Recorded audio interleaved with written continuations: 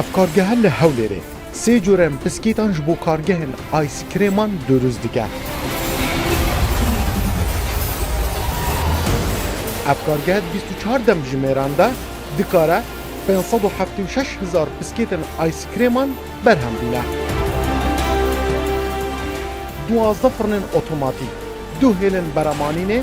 31 kes bi rê vedibin.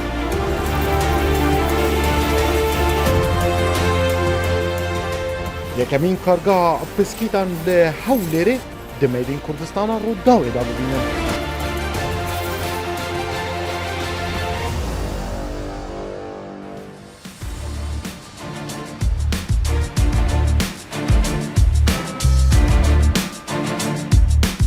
Li navçeya pêşesaziya Tîmar li Hewlêrê û di nav Asadan kargehên Kurdî de kargeha Dodo bo beremanîna biskûtên taybet bê ayskirêman û taybet bo kargehên drûstkirina ayskirêman hatiye avakirin.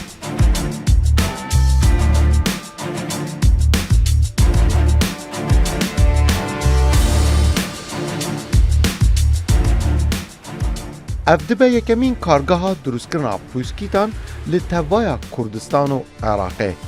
24 dem ji mêran kar dike û dikare zêdetirî 9 milyon pûskîtan di rojekê de berhem bîne.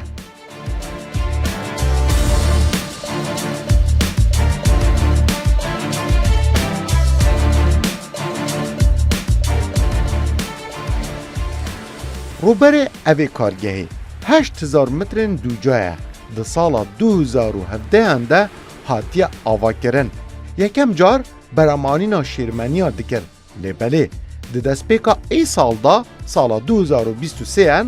hêlên beremanîna biskûtên ayskirêman di nava kargehê de amade kirin û dest bi berehmênanê kirin.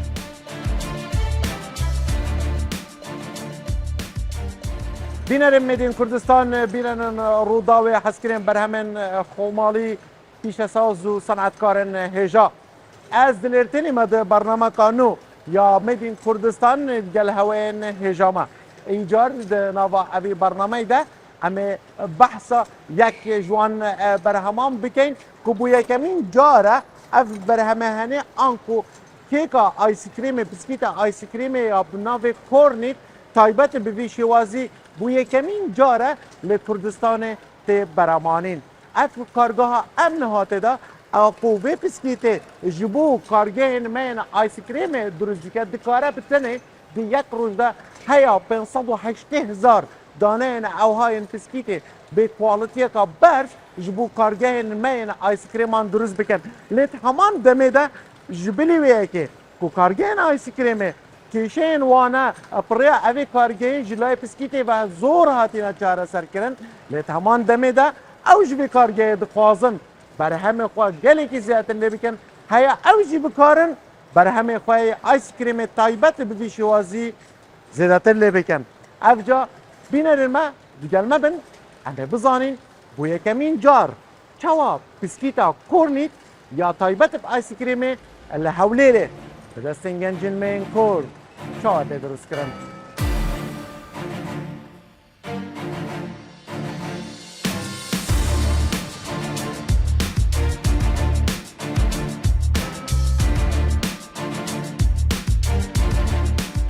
Ev kargehe genim û ardê cûtkarên Kurd bikardîne ji bo durustkirina berhemên xwe. Her wiha berhemê xwe jî dide kargehên Kurdiyên durustkirina ayskirêman û taybet jî li bajarê Hewlêrê.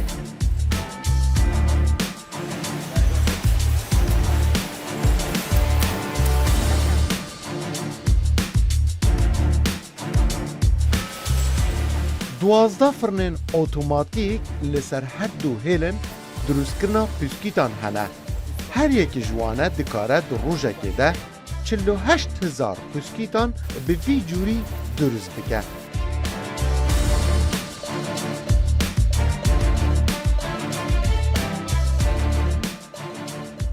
Em wek kompanyelerê hestayan bi damezrandinî kargehê Dodo bo biskûtî ayskirêm. Ême li salê 2022 destman bi durustkirdinî ew kargehê kir. Nizîkî saleke دەستمان بە ئینتاج کردووە کە دیتمان پیشەشازی ئایسکرێم لە کوردستان زۆر بەرەو پێش چووە بۆیە ئێمەش بیرمانەوە کردەوە کە مانتوزێک دروست بکەین بتوانین هاوکاری بین لە بۆ کارکانی ئایسکرێم هۆکاری ئەوەش ئەوە بوو کە دەستمان بەو کارگەیە کرد ئەو پسکویتێکە پێشتر لە دەرەوە دەهات لە وڵاتەکانی دەوروبەرەوە دەهات هەروەها هەم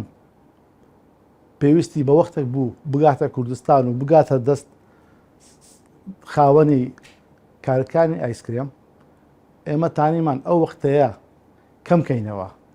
هەروەها بتانین پسکویتێکی فرێشی ئایسکرێم بە خلاری 24 ساعت بگەینە خاوەن کارەکانی ئایسکرێم کە خەڵک بتوانێت ئایسکرێمەشی فرێش بەدەست بێنی هەر لەگەر ئەوەشدا توانیمان کرێکاری ناوەخۆیی بەگەڕ بێخین کرێکاری ناوەخۆیی بەگەڕ بێخین لەگەڵ ئەوەشدا توانیمان ئەو ئاردوو گەرمەی کە جوتیاران هەیە ئیستیفادەی لێ بکەین لە کارگەی خۆمان بەکاری بێنین بیگەڕێنەوە کارەکانی ئایسکرێم بتەوە مەنتوزی خۆمان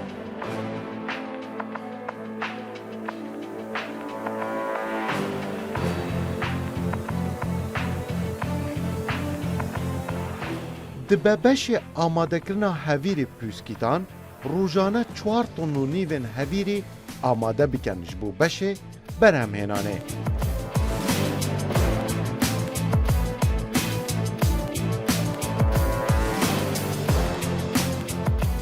Ev beşe van tankên stanistîl ji bo diruzbûna hevîrê bikartînin.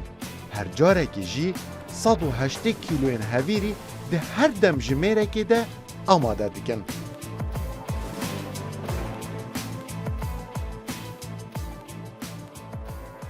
باشه کاک هجار بوم بحثی آماده کاری درزبونوی هویری بکه اوی جبو اسکیتا تا چکن بله باشه دست بکه بوم بیجا هم پرکوان تانکیان چکن بله باشه روزی چند جار دبه هویری چکن اما همو ساعتك دبي هويرك تاو كاين لبر اوي اگر هوير زور بقرينوا لساعات زيادة الردي باجنيه تكتشت نعم بله تكتشت تمام وكمو بله ما وكمو بالضبط تمام بالضبط وقتام كيكو چکن بله بله دبي هر ساعتي جارك بقرينوا بوي هويرك بزوي بقات سفر نكانو لبي ببيت بسكويت باشه و روزی چند جار دبه این چکن روجي لحد 24 ساعتك تقريبا 24 ساعه بقرينوا 24 جار بله 24 جاره باشه نام بین ماده تعداد اینا بکارینا چنه هر وكو باسم كرد اردا باشه اردا شكرا زيتي جوز الهنديه بله و كمك فانيلايا جوري فرنسيه بوي بوني خوشكا تامي خوشكا جورك شي اللي هر باشكانا بكواليتيا فرنسيه فانيلايا باشه هر او مادانا من اجبدو ماده كم من لدريدي باقي اويك هم قوماليه باشه مادام هین بیشین گنمه و آرد کارگین ما جوتیارن من کردستان هم کارتینن بله باشه جدایی که نف بیناوی آری و گنمی و گلین ولاتن دن اویش ام هاوردت کی بله هيا بله باشه او گنمي خومن اما كبيست من بو ارد ابي او ارد دبي جليتوني برز بي جليتون كي برز بي لو حاله جليتون يعني اطرافي جنمك بله يعني بيجين قلت ايش بالضبط او بيست بو اوكي كي اما لەبەر ئەوە گەنمی جوتیاری خۆمان بەکاردێنین هەر کارگەکانی خۆمان دروستەکەن بەڵێ ئەو بەرزترە گلیتۆنی بەرزترە بەڵێ گلیتۆنی بەرزترە ئەو گەنمانەی کە گلیتۆنی نزمە ئەوە پێرن ئاردی سەفەر کە ئەوەی کە دکتۆرەکان باسەکەن قەڵەوت دەکا و باژنێ وەتەندروستی گلیتۆن کەمتر بە باشترە خراپترە بەڵێ گلیتۆنی بەرز بێ باشترە بەڵێ gelekî baş e. Yemeğê Kurdistanê gilîtonê berze yê cûtiyarê me paratiyeka berze. Ev civak tiştekî gelekî baş e bînin Rûdawê hindî bînin yanî kargehek li vê derê madin me xandê xam yê ku ji bo piskîta bête bikarînan teman demê de hem xomaliye hem jî kargeh jî piskîta çetke hem xomaliye yani em dikarîn bijin ev baznayek çê be ek dide yekî heta ev tişte gelekî baş et nav pîşesaziyê de. Ez dibînim wesî تانکانه یعنی کسی آمیرین درست کردن هویرینه هر یکیش وانت کاره چنده چگه هر دانه یک 180 کیلو درست دکه 180 بله یعنی او درست دکین بله که او صرف به اوی هندشون پاکش دکین و دین سر او دوای دین سر ایسیم ایس یکم یان حاضر به تو بو خلطی سیر. 180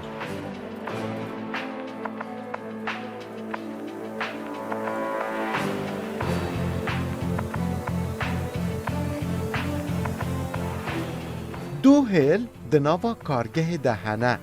اف یک جهیلن برمانین وان جوره بسکیتانه. لسر هر هیلگه 6 فرن هنه. همو به هفرا دکارن 288,000 بسکیتان برهم بینن.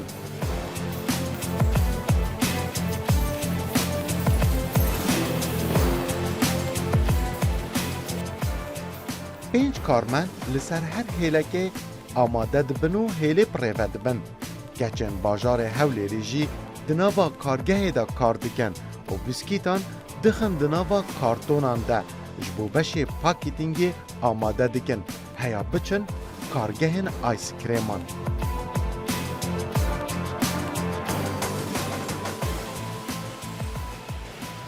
كاكري بس بوما بحث بك هبونا ابي كارجيل نقشا بسازيا هوليري والكردستاني جرينجيا كاتشا هاي عم تشكارين چاو مفايش في كارجي ورگرين گرنگترین کارەکە ئێمە بۆ ئەوەیە کە بەرهەمی خۆماڵی زیادکەین کارەکانی هەرێمی کوردستان زیاتر اعتماد بکەنە سەرەما بۆ ئێمە بسکیتی ئایسکریمیان بۆ دابین بکەیت ئەمە هیوادارین ئەوەیە کە هەرێمی کوردستان زیاتر کارەکانیان پشتیان بە ئێمە ببەستێ و هەروەها ناوچەکانی خوارووی ڕاق پشتیان بە ئێمە بەستێ گرنگی کارەکەی ئێمە لەوەیدایە بۆ ئەوەی هاوکاری کارەکانی تر بکەین بۆ ئەوەی موادی ناوخۆی زیاتر احتیمامی پێ بدرێت او كارجين درزبونا ايس كريمه يعني كيشا بسجريك وان هبوينا درزبونا كارغاوا ودرزبونا بسكيتت ناف كارغاوان دا كيشين وان چارە سەر كرنا بەخۆی گەورەترین کێشە لە بسکیتی ئایسکریم ئەوەیە کە لە ینی بزنزمانەکانی ئێمە کە بسکیت هاوردە دەکەن مشکلەی کە لە فوشکانیان گەلک زۆرە کە بسکیت زۆر ناسکە زۆر ناسکە بەڵێ مشکلە لەوەیە و زائیدەن پارەی نەقل و گومریشان زۆر لەسەر کەم بوویتەوە طابت الجهان دا فقواسن جرام بوا بێگومان بەڵێ يعني نهار الجموة هم بتقارن بيجين وقت جي بو هنانت نافا ورزي درزبونا ايس كريمه دا افيجي كارت كرن ليكريا بەڵێ چکە تۆ ئێستا هەر لە حاویەک بارێک لە دەرەوەی وڵات بینی بەلای کەمی پێویست بە هەفتەیەکەیە تاوەکو بارەکە هذاك كيمترين بەڵێ بەکەمترین کە لە وڵاتی دراوسێ داوای بکەیت بەڵێ باشا يعني بسجريكاش چارە سەر بوو بەڵێ وەختێکی زۆریان لەبۆ دەگەڕێتەوە ام بين بحثا كارمن دا بكين ام بگشتید کارگاه دا چند کارمند دا کار بکن ئێمە لەو کارگەی 24 کاتژمێر ئیش دەکەین نزیکەی 50 کارمەندمان هەیە لەو کارگەیە بەڵێ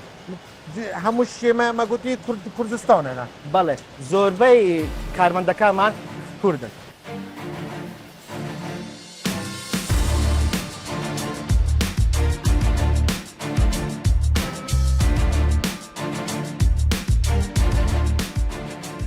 همو آمیرن کارگه اتوماتیک و روبوتیک کار دکن. جبر زدهی مادین خامین کردی بکارتینن تام و کوالیتیا بسکویتان زیده باشه. الدوف ستاندردن یوروپی دروست دکن.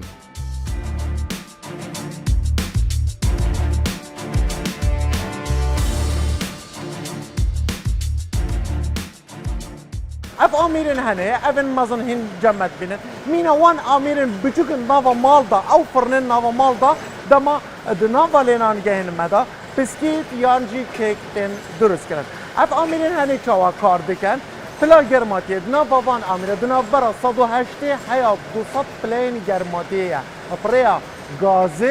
گاز عوا دناوا آنقا وجرات بجن غاز پوی کار دکه یا ال پی جی حیا به گرم کرد 45 قالب بینن ما دناوا اوان آمیرنده وی هدیر خام وردگرن و دیکنه قالبه که اوهای بسکیته دما اف قالبه هنه درزبه اف بسکیته هنه یا نرمه دیچه دب آمیره کدن که 12 سره او حالت کد زفرینه و بیش وازی اف بسکیته هنه درزده به دما گیفدا ها درست کردن برای قایشه که الکتریکی یا کاربای دچا السرهیله که ها دیگه باشه پاکتینگی نویدمی سارد با و دخت نوا کارتون دا هر بسکیتا که اوها 11 گرامه و دوف دا دچا نوا کارتون دا و دچا نوا کارگرده بویش وازی اف آمیره کار دیگه آمیره که دما ام بحث کن گله که بصناهیه و گله کاری میشه بصناهیه بله تمام دمیده کاره که روبوتیکه زیده کارجرات خوازه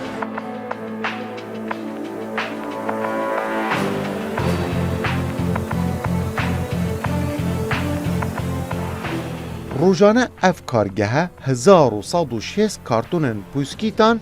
که هر یک جوانه 500 دانه تدانه دشینن کارگهن آیسکریمان لکردستانه.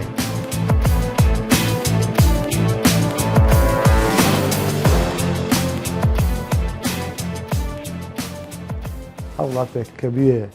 پێشکەوتن دروست بی لە دوو کەرت زیاتر پێشکەوتن دروست دەبی یەکیان لە کەرتی کشت و کاڵە کەرتەکەی دیش کەرتی پیشەسازیە ئێمە وەکو ئەوەی کە لە کەرتی پیشەسازی کە ئیش دەکەین دەبی زیاتر خەڵک بەدوو نەوعی کارکان دابگەڕێت کارکان هەمە زۆر بن هەتا بتانین هەموو لایەک ئیسیفادەی لێ بکەین کارەکانش دائما خۆیان پێویستیان بێک دەبی مەسەڵەن ئێستا ئەمە وەک کارگەی دۆدۆ بۆ دروستکردنی پسکویتی ئایسکرێم پێویستمان بە کارەکانی ئەوەی کە کارتۆن دروست دەکەن پێویستمان بۆ زوتیارانە هەیە کە ئاردەکانیان لێ دەکڕین ئەو شوفێرێک کە پسکویتەکە نەقڵ دەکا لە بۆ کارکانی ئایسکرێم هەر شوفێرەی کوردی خۆمانە ئەو کرێکارانە کە لە هەموو ئیش دەکەن هەموو کرێکاری ناوەخۆیە لەو حالەتەدا سرکولێک دروست دەبی هەموو خەڵکە پێکەوە هاوکار دەبی هەر ئەو پارەژە داخلی دەگەڕێتەوە ئیسفادەشی هەم بە وڵاتەکەی دەبی بۆ هەر بەهۆی لایەکی دەبی.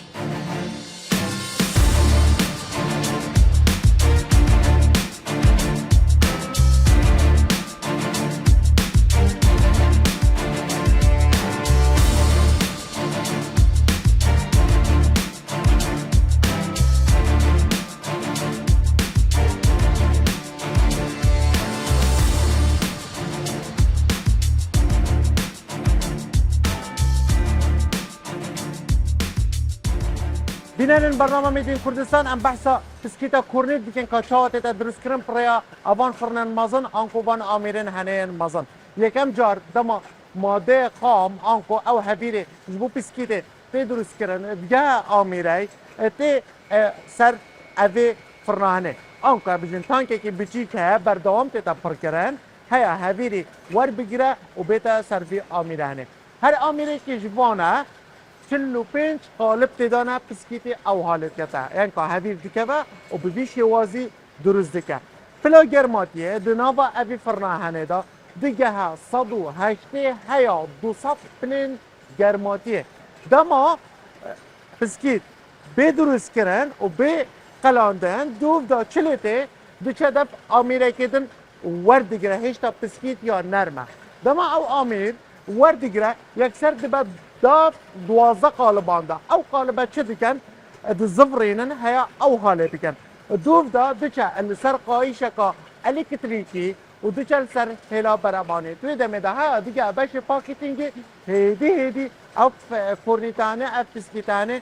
صار دبا و دچه جم هنه کارمندندن بله دبا افرنن هنه وکم مالان که چوا خانمین ما خوشکن ما دایکن ما نوا مالان دا کیکاب ما چکن هم پسکیتا چکن دبا بردوام چاوه و سر اوان فرنن هنه دا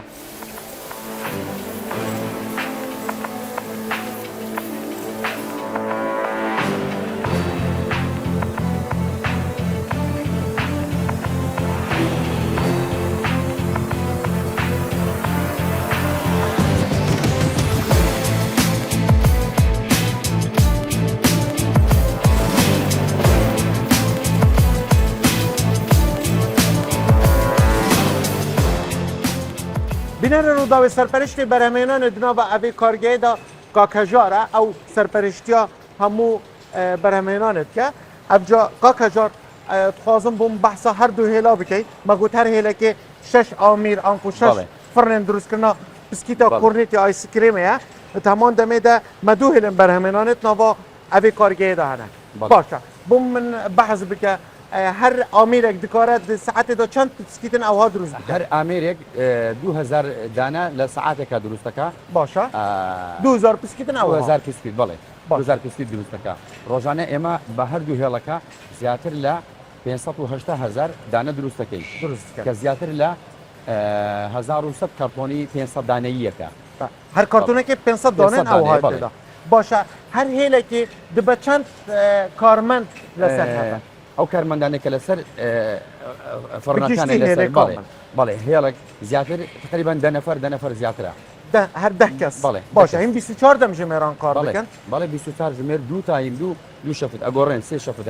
هەر شەفتێک 8 سعات ئیشەکە باشە ئەم دەزانین هەر بێژین فەرنێکیان کو هەر ئامێرەکە دروستکردنا پسکیتان ئەمزانی کارێکی میکانیکیە بەس bi çi kar dike yani kare bê yan jî te ez Nexêr. barkim kare bê kar rakin ne ناخێر ئەوە بە گازی LPG کارەکە باشە. لە بەروبوومەکانی خۆمانە لە کێلگەکانی خۆمان بەرهەم هەر یا کوردستانە بێ ئەو گازە LPG کە لە هەموو کەس بەکارێنێ بۆ سیارە بۆ ماڵانی باشە کاک هەژار ڕۆژێ پێسییا چەند گۆزێ ئەگەر ئاوها بە ڕۆژانە زیاتر پێویستی بە 2000 لتر هەیە هەردوو خەتەکەمان بڵێ yani em bijin layene elektrîkê ve hîn Ne, başa ne, zor başa. ştekî dî kar tênin باوەڕ بکە زیاتر لەوانێ 20 ئەمپێری بوێ hemû kar ge هەموو کارگە maşallah بەڵێ باشە. ئەنا ماتۆری زۆر بچووکیایە کارەباییش ناکەوە باشە کارەبانی هەر ئامێرێکی جوانە کاک هەژار yani چەند قالبە لە ستەندەرەکان بله جۆری ستەندەرمان 42 قالبە 42 قالب بەڵێ 42 قالبە 42 قالبە گەورەکان لە مەکسیکۆ 35 قالبە بەس لە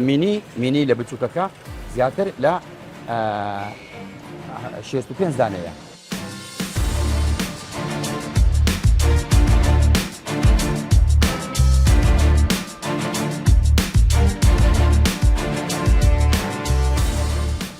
ji berxwasta zêdeya kargehên Kurdiyên Ayskreman biryare di sala bê de sala 2024 ev kargehe bê mezinkirin û du hêlin din jî di nava kargehê de bên zêdekirin heya berhemê wê du qat lê bê.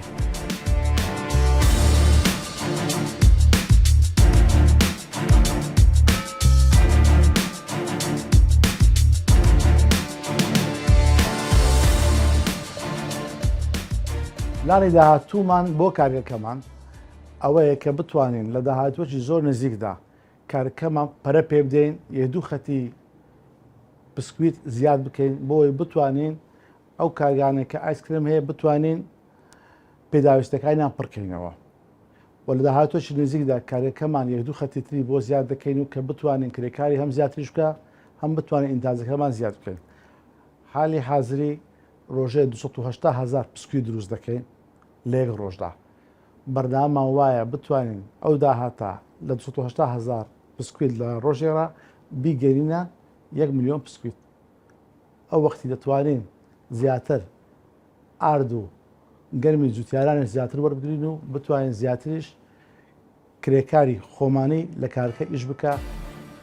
بۆ داهاتووی وڵاتەکەمان.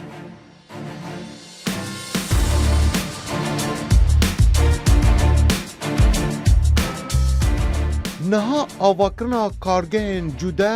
û berhemên wane taybet bin bi kargehan ve bûye keltûrek nî di nava bazirgan û pîşesazên Kurd de. Ev yek jî wê pêngavek nû be di nava kargeh û pîşesaziya Kurdistanê de. Her wiha bikaranîna maddeyên xam ku Kurdistanê tên beramanîn wê bazina pîşesazî durust bike.